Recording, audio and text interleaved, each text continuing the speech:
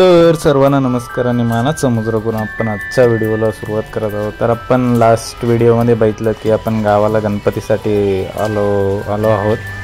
तर गणपतीचा दिवस कसा आम्ही स्पेंड केला ते आपण बघितलं। त्याच्यानंतर आमच्या इथे रात्रीचे भजन होतात। तर ते भजनाची जी सुरुवात आहे ती आमच्या वाडीतील हनुमंताचे जे बजरंगबलीचं मंदिर आहे तर त्या मंदिरापासून होते। आधी मंदिरामध्ये सर्वजण एकत्र आम्ही जमतो, तिथे भजन होतो आणि तिथलं भजन झाल्यानंतर आम्ही प्रत्येक घरामध्ये भजन करण्यासाठी निघतो। तर टोटल जेवढे पण दिवस गणपती आहेत तेवढे दिवस प्रत्येक घरामध्ये भजन केले जातात।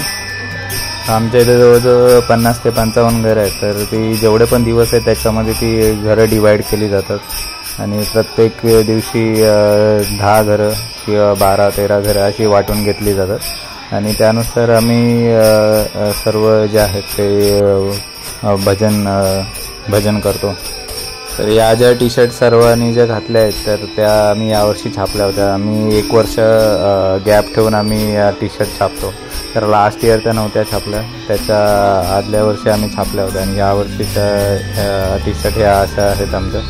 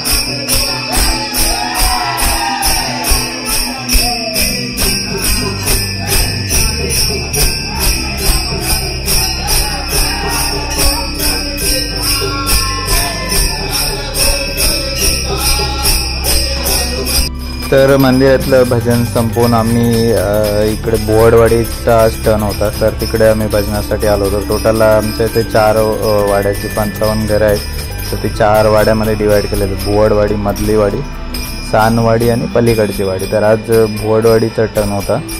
तर आम्ही काय करतो की घरं जास्त असल्यामुळे आम्ही 2 ग्रुप करतो। एका ग्रुपमध्ये सर्व मुलं असतात, तरुण वर्ग असतो आणि दुसऱ्या ग्रुपमध्ये मोठे लोक असतात। तर आम्ही जो तरुण वर्ग आहे तो आम्ही इकडे बोवडवाडीकडे भजनासाठी आलो होतो।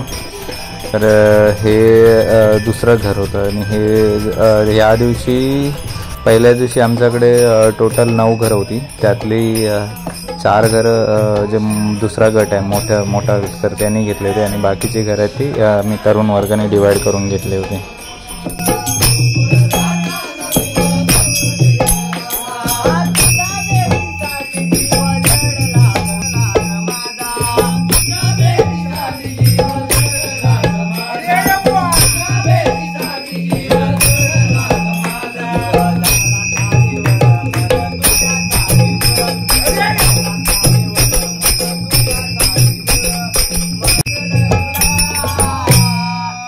राधे